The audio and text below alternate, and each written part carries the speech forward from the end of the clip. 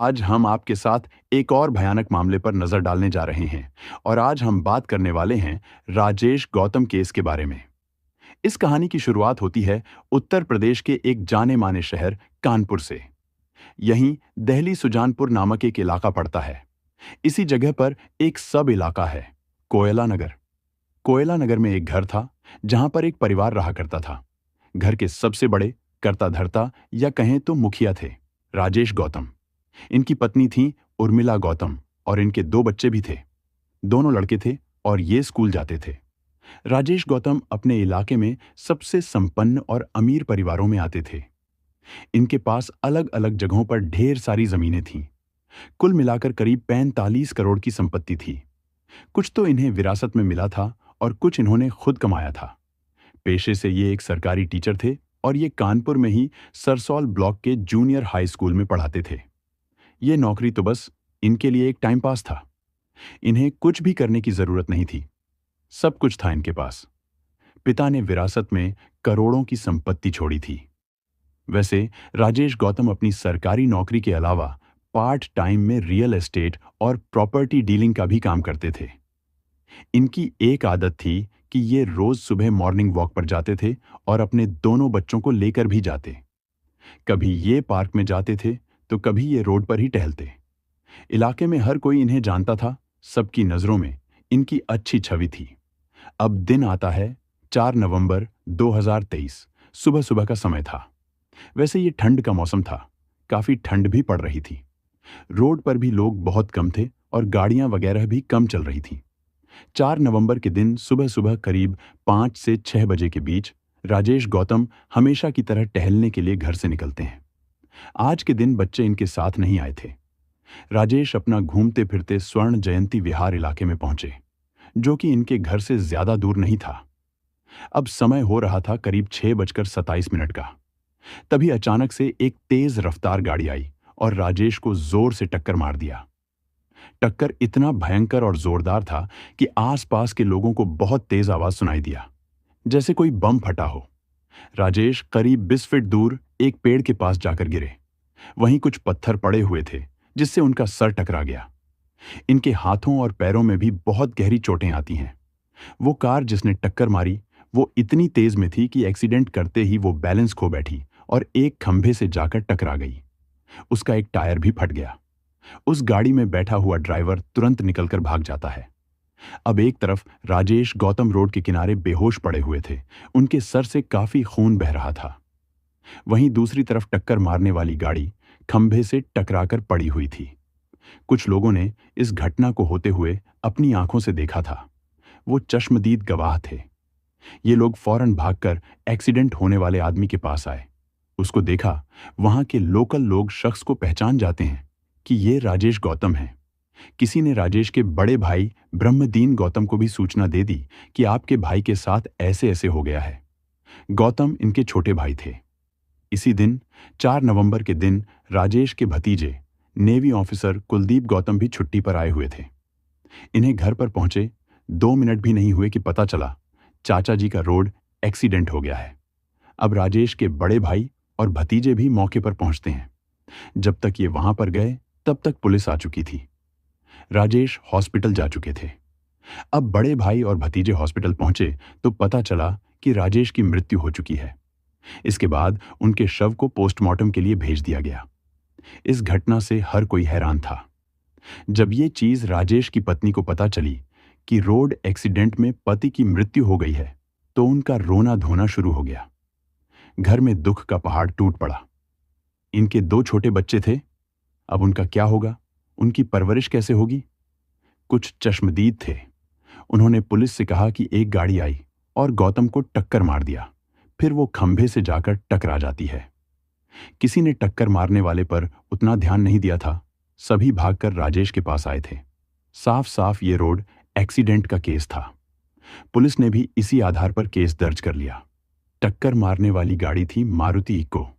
Police ने इसे बरामद कर लिया। जब इन लोगों ने गाड़ी की रजिस्ट्रेशन नंबर से मालिक का पता लगाने की कोशिश की तो पता चला कि ये नंबर प्लेट फर्जी है।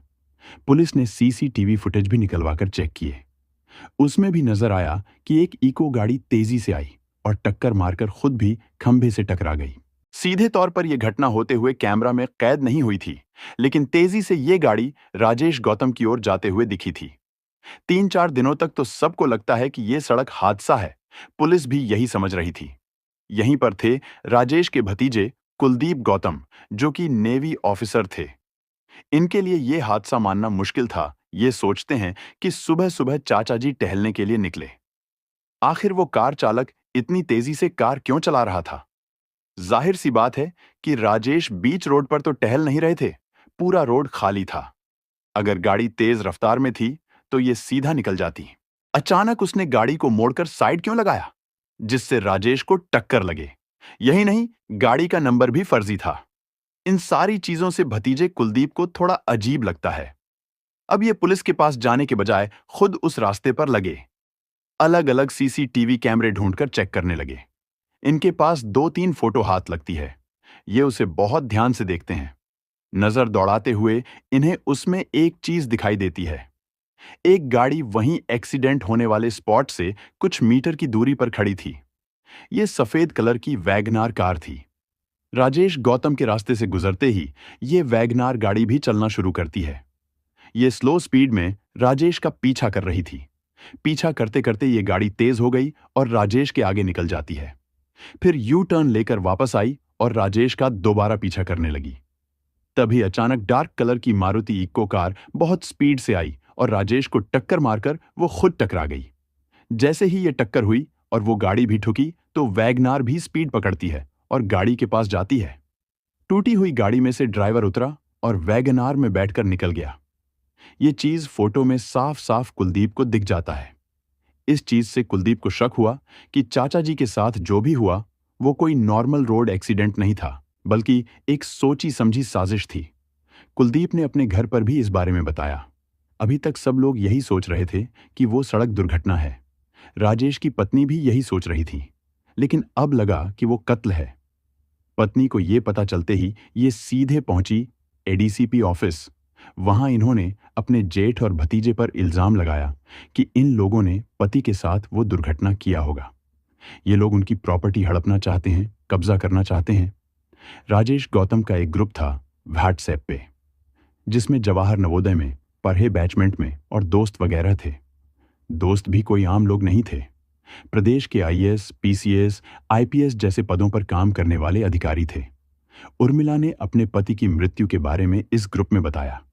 फिर राजेश गौतम के दोस्त एक्टिव हुए, प्रेशर बनाया, जिसके बाद पुलिस की इन्वेस्टिगेशन तेजी पकड़ती है।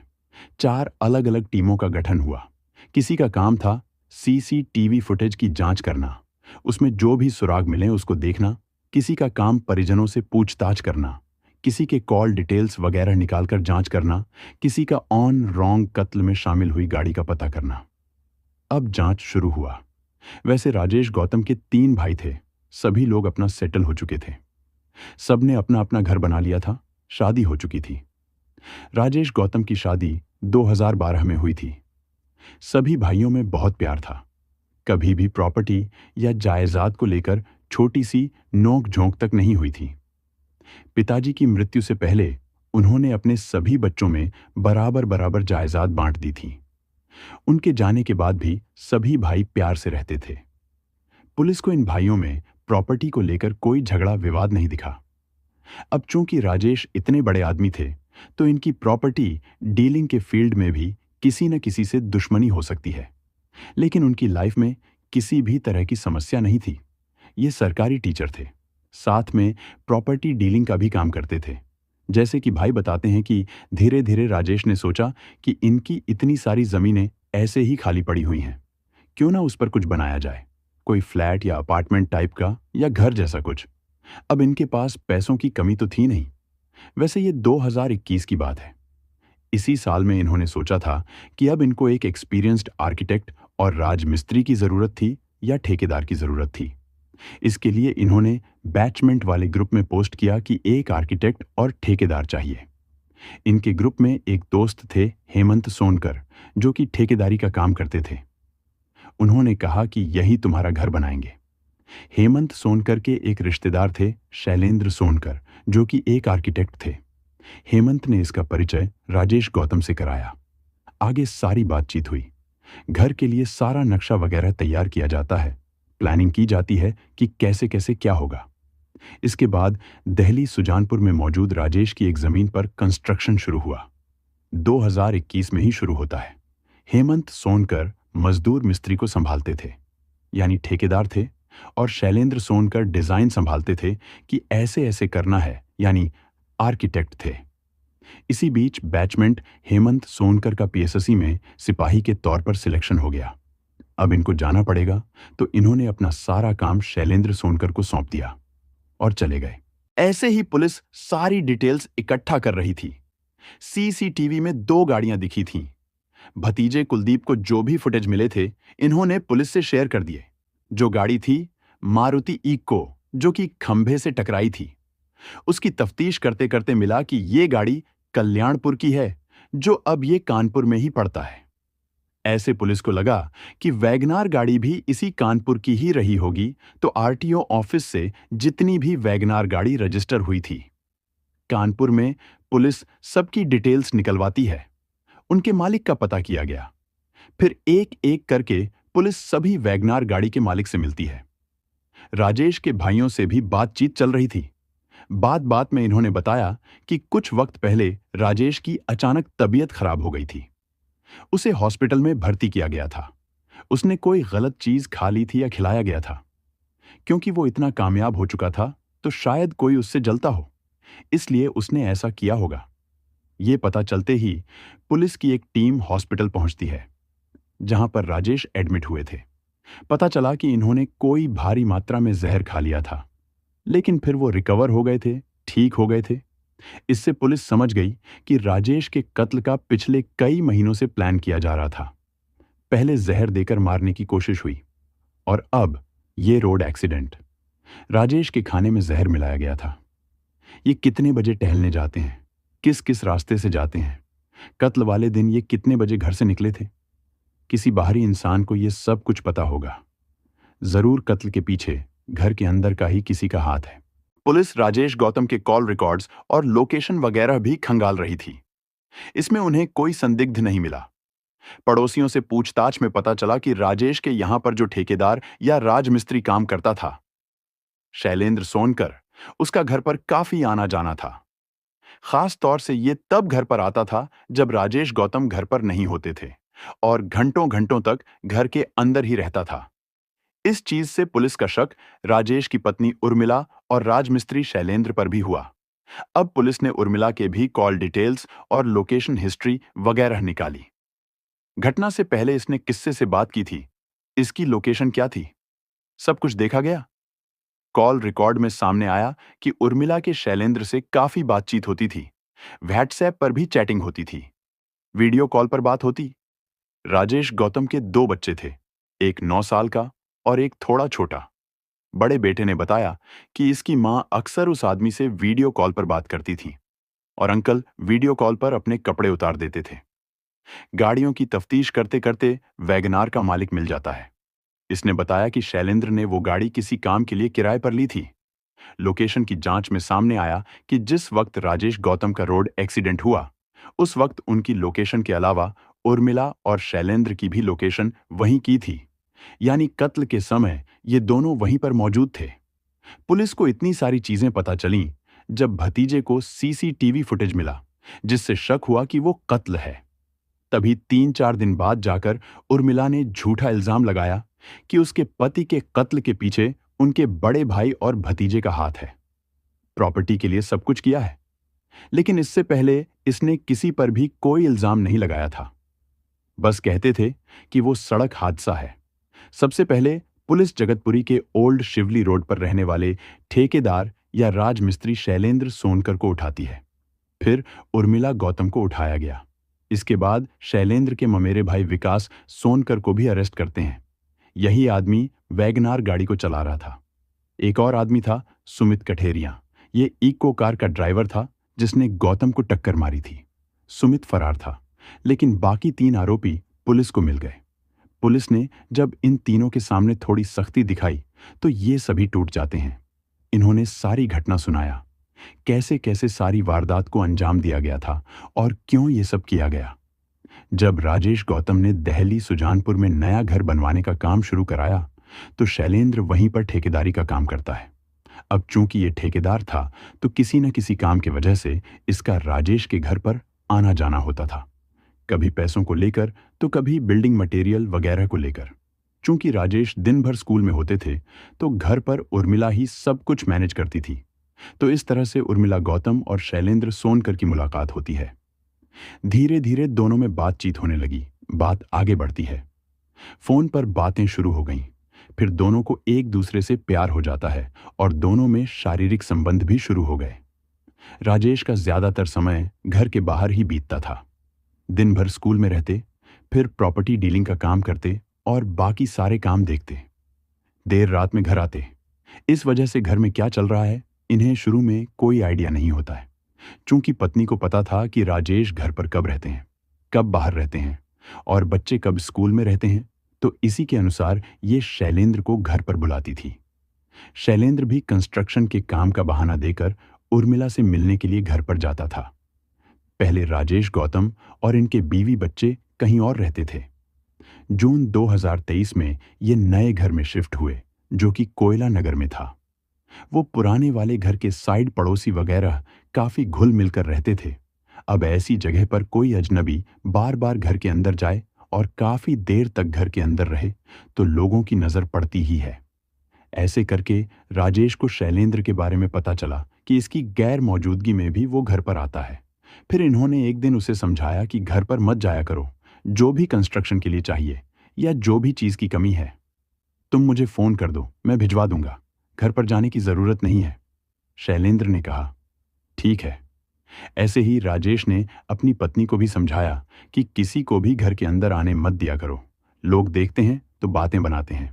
इसके बावजूद भी शैलेंद्र उर्मिला से मिलने के लिए जाता था।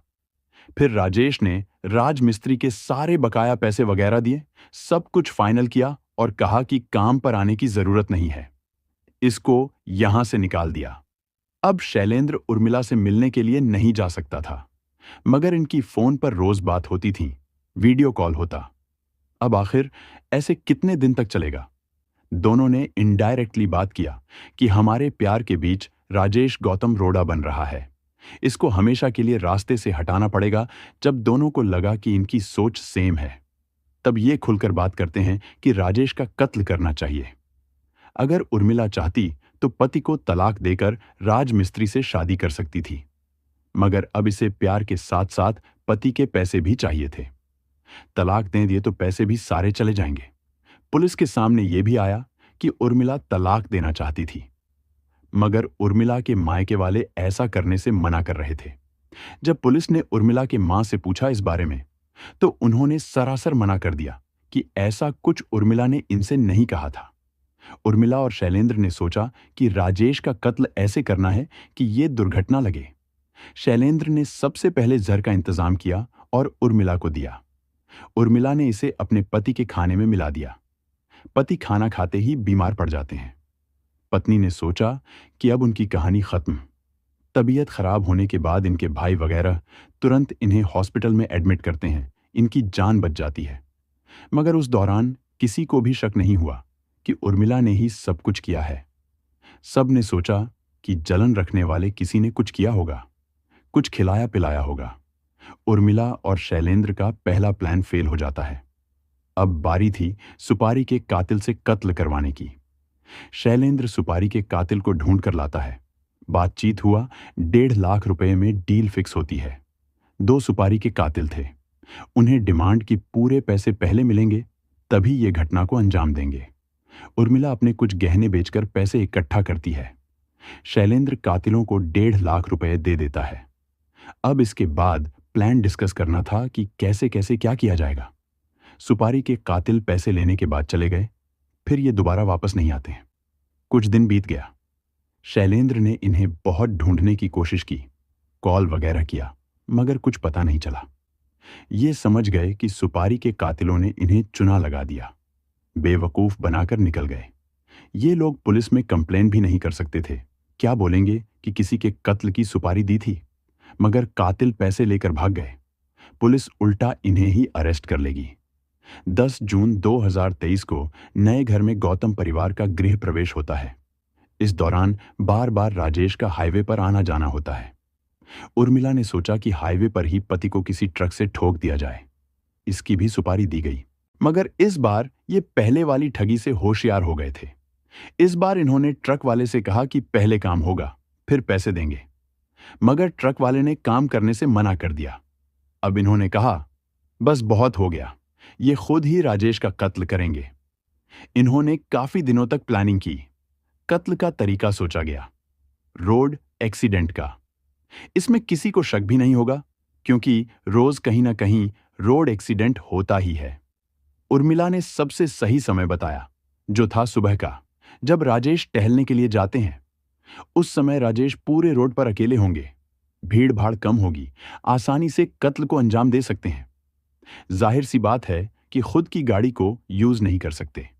इसके बाद इन्होंने कल्याणपुर में एक second hand Maruti Eeco car खरीदा। ये उसका नंबर प्लेट भी चेंज करते हैं, फर्जी नंबर प्लेट लगाते हैं। इन्होंने एक और दिमाग लगाया, अगर एक्सीडेंट के बाद इस गाड़ी को कुछ हुआ तो वहां से भागने के लिए कोई और गाड़ी भी होनी चाहिए। तो इन्होंने वैगनार गाड़ी का भी इंतजाम किया। अब इन कारों को चलाने के लिए ड्राइवर भी चाहिए। इको कार के लिए मिला सुमित कठेरिया। उर्मिला ने इसे कत्ल के लिए 2.5 लाख रुपए भी दिए। वैगनार गाड़ी के लिए मिला शैलेंद्र सोनकर का ममेरा भाई विकास सोनकर। इसको शैलेंद्र ने लालच दिया कि राजेश के कत्ल के बाद सारी प्रॉपर्टी इनकी ही हो जाएगी, फिर दोनों भाई मिलकर बिजनेस करेंगे। अब सारी प्लानिंग की जाती है, कब, कौन, क्या करेगा, कैसे सब होगा। अब दिन आता है 4 नवंबर 2023। ठंड का मौसम था, तो ज्यादा लोग टहलने के लिए भी नहीं जाते थे। मगर राजेश के लिए ऐसा नहीं था। ये हर मौसम में नियम से मॉर्निंग वॉक पर जाते थे और अपने बच्चों को भी ले जाते। उर्मिला चाहती थी कि पति का कत्ल हो, मगर ये अपने बच्चों को मारना नहीं चाहती थी। अब ये क्या करें? कैसे अपने दोनों बच्चों को 4 नवंबर के दिन टहलने जाने से रोकें? तो सुबह में जब राजेश गौतम मॉर्निंग वॉक के लिए तैयार हुए तो पत्नी ने कहा, आज बच्चों को मत ले जाइए, बड़े बेटे को पढ़ाई करनी है और छोटे बेटे की तबीयत ठीक नहीं है। मगर बड़ा बेटा मॉर्निंग वॉक के लिए तैयार हो गया था और ये भी निकलने वाला था। मगर ये बात राजेश को पता नहीं थी। जब ये घर से निकलते हैं तो पीछे पीछे इनका बेटा भी निकलने लगा, मगर उर्मिला ने बेटे को रोक लिया और बाथरूम में बंद कर दिया। बाथरूम के सीट कुंडी ठीक नहीं थी, तो उसे बाहर से बंद नहीं कर सकते थे। इसीलिए उर्मिला दरवाजे को हाथ से ही बंद किए हुई थी, जब तक कि राजेश चले न जाएं। बच्चा बाथरूम में ही रोने लगता है। फिर मां ने दरवाजा खोला और बच्चे को स्केटिंग करने के लिए छत पर भेज दिया। इसके बाद उर्मिला शैलेंद्र को कॉल करती है और बताती है कि राजेश घर से निकल चुके हैं। इसके बाद इको गाड़ी में सुमित कठेरिया बैठकर तैयार हुआ। वैगनार को विकास चला रहा था और इसी गाड़ी में विकास के साथ शैलेंद्र भी बैठा हुआ था। उर्मिला को भी घर से पिक किया जाता है। ये लोग अपनी आंखों से वो कत्ल होते हुए देखना चाहते थे। इन्हें पहले से ही पता था कि राजेश किन किन रास्तों से गुजरेगा, इसलिए पहले ये लोग उस रास्ते पर जाकर इंतजार करने लगे जहां पर वो आने वाला था। सुमित भी कुछ किलोमीटर दूर मारुति इको लेकर खड़ा था। इन्होंने पहले ही सब कुछ तय किया हुआ था कि कहां पर टक्कर मारा जाएगा। जब वैगनार के पास से राजेश गुजरा, तब सुमित इको कार को लेकर दौड़ाना शुरू करता है। ये लोग जानबूझकर उस गाड़ी को दूर रखे हुए थे ताकि टक्कर से पहले वो स्पीड पकड़ ले। फिर आगे वो टक्कर होती है। टक्कर के बाद गाड़ी की स्पीड के कारण वो डिसबैलेंस हो गया और खंभे से जाकर टकरा गया। टायर फट जाता है। फिर वैगनार इको कार के पास आई। उसमें से सुमित उतरकर वैगनार में बैठता है और निकल गया। ये न्यूज मिलने से पहले उर्मिला अपने घर पर पहुंच जाती है। सभी अपनी अपनी जगह पर पहुंच गए। जब उर्मिला एडीसीपी ऑफिस गई ये बताने के लिए कि इसे अपने जेठ और भतीजे पर शक है, तो एडीसीपी इससे सवाल पर सवाल पूछने लगी, जिससे ये घबरा जाती है। फिर ये यहां से चली गई। इसने अपना फोन स्विच ऑफ कर दिया और अपने बच्चों को लेकर चली जाती है। इससे भी पुलिस को शक हुआ कि दाल में कुछ तो काला है। उर्मिला अपने ननद के घर पर भाग गई थी। उर्मिला और शैलेंद्र पकड़े जाने के बाद जहर खाने की भी कोशिश करते हैं ताकि इन्हें और मौका मिले, मगर कुछ भी नहीं हुआ। इस तरह से एक पत्नी पैसे और अपने आशिक को पाने के लिए अपने पति का कत्ल कर देती है। इनके बच्चों के ऊपर से पिता का साया उठ गया, मां भी जेल चली गई। अब बच्चों के आगे पीछे कोई भी नहीं। राजेश के बड़े भाई ने कहा कि ये और इनका परिवार दोनों बच्चों का देखभाल करेंगे, उनको पढ़ाएंगे लिखाएंगे, उनकी परवरिश करेंगे। वैसे सुमित कठेरिया पुलिस की गिरफ्त में नहीं आया, ये फरार हो गया। पुलिस की कई टीम्स बनाई गईं जो इसका पता करेंगी। वैसे पहले भी सुमित का आपराधिक गतिविधियों में नाम आया था। ये मिला या नहीं, पुलिस ने अभी तक इसकी अपडेट नहीं दी है। फिलहाल इस केस का मुकदमा चल रहा है। दोस्तों, इस घटना को सुनाने का उद्देश्य किसी का दिल दुखाना या परेशान करना नहीं है, बल्कि आपको सतर्क और जागरूक करना है। हमारा उद्देश्य है कि आप इस जानकारी से कुछ सीखें और सावधान रहें। इस पूरी घटना पर आपके क्या विचार हैं? हमें कमेंट में जरूर बताएं। साथ ही आप इस वीडियो को किस शहर से देख रहे हैं, ये भी जरूर लिखें। अगर आपको हमारी मेहनत पसंद आई हो तो कृपया इस वीडियो को लाइक करें और अपने दोस्तों के साथ शेयर करें, ताकि ये जानकारी ज्यादा से ज्यादा लोगों तक पहुंच सके। अगर आपने अब तक हमारे चैनल को सब्सक्राइब नहीं किया है तो कृपया अभी चैनल को सब्सक्राइब कर लें। धन्यवाद।